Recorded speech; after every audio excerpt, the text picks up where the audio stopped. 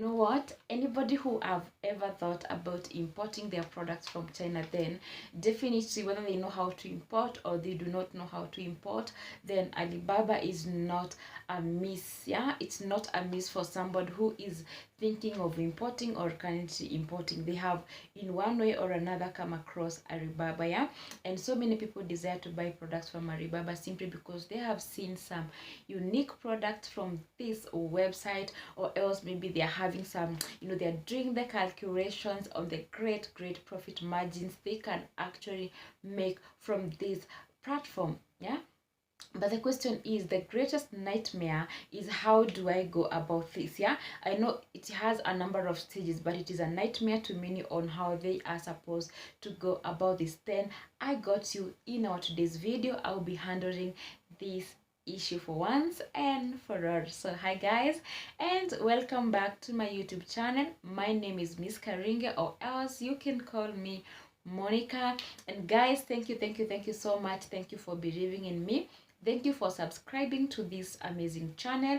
Thank you even for my old followers from my other channel, Monica Karinga. I can never forget to mention you guys. You have been very amazing to me, yeah, and I really do appreciate. And if at all you are new to this channel, please consider subscribe to our channel, and make sure you turn on the notification bell so that each and every time I upload a new video or I go live, then you'll be among the first people to be notified. Yeah, let's jump into the video and see the entire process of how you are supposed to import or buy products via Alibaba. So the very first step that you actually need to do is you going and creating your account on Alibaba. You can either decide to use your laptop or else download an app, that is the Alibaba app, and after you download it, then you can actually go ahead and create an account.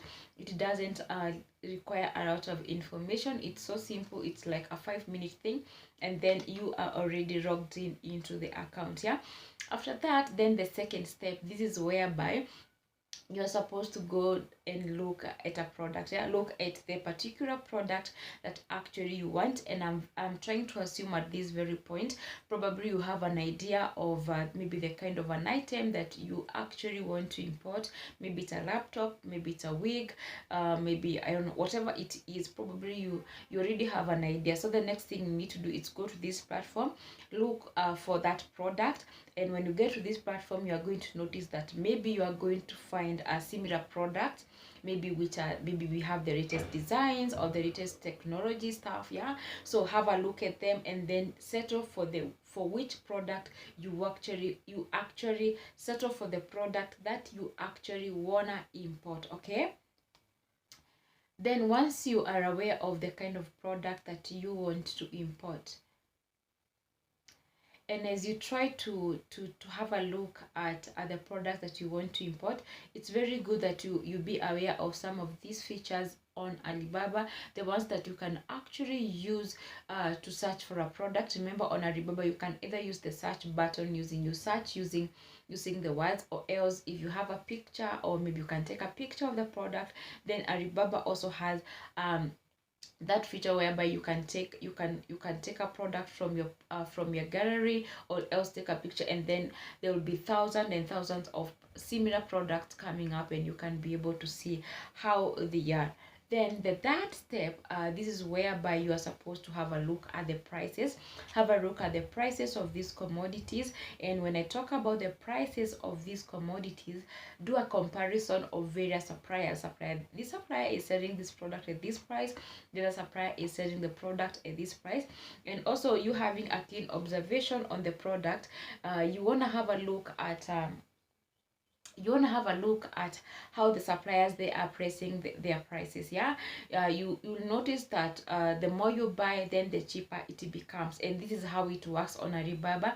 And I actually remember recently I had this client who I actually sent to go and have a look at some Alibaba prices, and then actually the client really complained and said to me that, oh, this product, the price is almost similar to what I can find in Kenya. Yeah, so this can actually happen because you are just buying one product, but the more you buy, then the cheaper it becomes. Yeah, so you also need to have a proper comparison between the different suppliers that we have on this platform.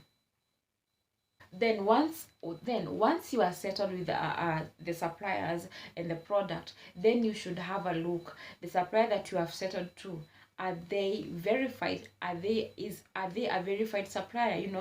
A verified supplier on Alibaba, it means that Alibaba is a company. They have visited the company, the manufacturing company, and confirmed the existence of such a company. So have a look at a company which is verified, to avoid the instances whereby you get scammed. Then also have a look at a company which has a trade assurance. Yeah, once you are done with all that and you are comfortable, then it's good you have a look at reviews. Have a look at what are customers, what are their former clients talking about the kind of product that they deliver, or the kind of services that they do have. Yeah, one thing that I usually say, in every company there are positive and negative reviews. Personally, if you are to review me, the little or the much that you know about me, definitely you will have to pick on some positive stuff or some negative stuff. Yeah, so in every company there are positive and negative stuff, so don't just run away because there's one negative comment, but at least have a look at the positive, are the positive stuff,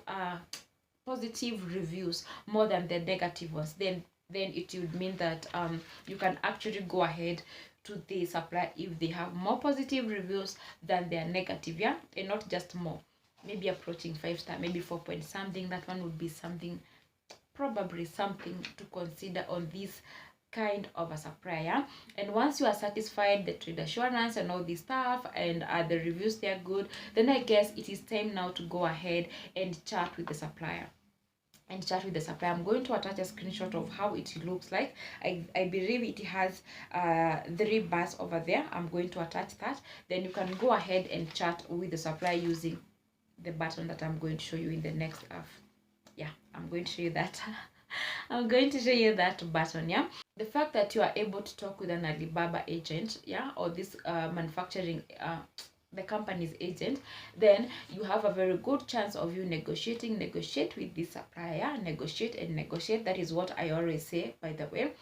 But as much as you negotiate, don't compromise with quality. Yeah, because quality, definitely, it's very, very important. Yeah, another thing that you can inquire during this time is the MOQ. If it is a product, what material, what kind of material is made up of this product. You can ask about so many things on this. When you're chatting with your supplier, you can also talk about how much time do they need for shipping. Because, for example, if you're talking with a supplier and then maybe you need like maybe 5,000 bags, you might find that the company might tell you maybe these ones, they are not yet ready. Maybe you need to give us 10 days, 20 days for us to complete manufacturing, or maybe if you need your product to be customized. Yeah, then they might need more time to prepare all these goods. Yeah, this usually happens when you have to order large quantities, but for the small quantities, I do not think that there is need for the waiting time. Yeah, and also as you chat with the supplier is going to ask you a question like, do you have a freight forwarder in China? Do you have a shipping agent in China? And then they are going to ask you for the address, and probably as you chat, they are going to tell you, by the way, this is how much we charge. I'm going to charge you for the local shipping cost between China and among other stuff. Yeah, and yeah, so that is it about chatting. Although there are still so many things that you chat with the supplier regarding the commodities and how your goods are going to to be moved, the terms of payments, etc. There are so many things which maybe I think I can tackle this in another video. Yeah, after this, you actually need a shipping agent. Or a freight forwarder, or what else do they call them? I don't know. It could be a freight forwarder, a shipping agent, or maybe a supplier can ask you, do you have a warehouse in China? Then definitely they are talking about a shipping agent. Or they can ask, do you have an address in China? This is what exactly they are talking about. Yeah, a shipping agent, this is a registered company, and they usually have offices based in China and also have offices in your respective countries. Is it in the USA? They'll be having offices. Is it in Dubai? Is it in Kenya? Is it in Ghana? Is it in Nigeria? They'll be having offices. They'll also be having offices. Okay, so what is the work of this shipping agent? The work of shipping agent, as I explained in the former video, is that they act as a bridge between your supplier and you. So they facilitate the movement of goods to ensure that the goods or the product, they move from the supplier to the buyer. So that is the work of the shipping agent, yeah, and that this is where they actually come in, yeah. So let's assume that you have already given your supplier the shipping address or the warehouse address or the stuff you have already provided to them. Then the next stage that you need to go ahead to is paying, yeah. It is about paying your supplier. You need to pay your supplier depending on the amount that they have indicated that you should pay. And how do you pay your suppliers, yeah?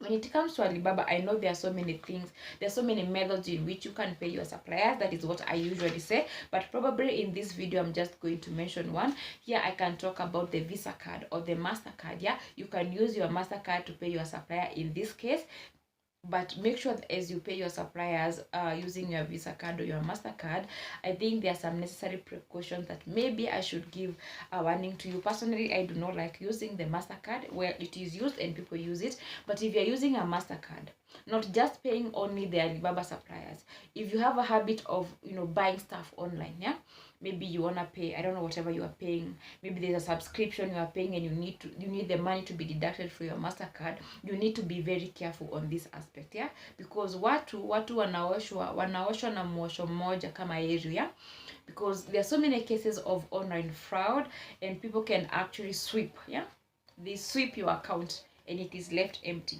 So if at all you are going to be using MasterCard to be paying your suppliers, then I would have an advice on something. Have a specific card, have a specific Visa card or MasterCard that you'll be using to make this online transaction.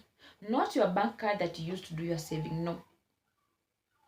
This one should be specifically for making payment, because it is very tricky, and nowadays we've got a lot of online fraud, and so yeah, it might be that way, yeah, it might be that way, and you might find that your account is empty. So be very careful on this, yeah, be very, very careful when it comes to paying using your Visa card, but well, it is used, yeah. So then after you pay your supplier, what is next? Remember, the only amount that you are going to pay in this time, it is only the amount of the product, the cost of the product, yeah. This is the only amount you are going to pay. Then your goods then they are going to be shipped to your suppliers, to your shipping agent address. And then what else do you do? All you need to do is like maybe sit back and wait for your goods to arrive. And usually if the goods are going to come via sea, then they usually take 30 to 45 days, 30 to 45 days or 50 days to say so. If they are going to come via air, then definitely they are going to take 7 to 14 days. Other times they can take less than 7 days, but usually it's between 7 to 14 days. How do you go about the charges? This is, what do I mean the charges? I mean like the shipping cost. How much is it going to be, and when are you supposed to pay for these commodities? Usually for me, in my case, I don't know if there are people who usually pay their goods before, but in my case, I usually pay the shipping fee after my goods have arrived, yeah. Personally, I do use a shipping agent, yeah. I usually use a shipping agent, and the shipping agent that I do use is China Link Cargo Limited. They have their offices in China, based in Guangzhou, and also in EU, and also here in Nairobi, Kenya. They've got offices, yeah. So how much do they charge in this case, yeah? If you ship your goods via air, then usually they will be, recently they are charging around $13 also. And if you ship your goods via sea, then they will be charging between 55 to 60,000 per CBM, yeah, per CBM, per cubic meters, yeah. So that is it about you shipping your goods from Alibaba and shipping them all the way to your country. It is a simple start, but if at all you feel like you're getting stuck somewhere in between, then there's no problem. You can always contact me and join my master classes, whereby I'm coaching people on how they can successfully import the goods from China to Kenya, yeah. I have got physical meetings and also online meetings. So depending on whichever you choose and the most convenient for you, then I've got a package for you. Yeah, so that is it for today's session, guys. And actually, guys, in our today's corner, I am really grateful because you guys have been subscribing to my channel, and in this case, because I feel so much grateful, I wanna say I love you. Yeah, so how do we say this in Mandarin Chinese? We say 我爱你, 我爱你, 我爱你. I love you guys. Thank you so much, guys, for watching this video, and if yet you have not yet subscribed, make sure you do subscribe, and see you on the next one, and bye bye and 再见.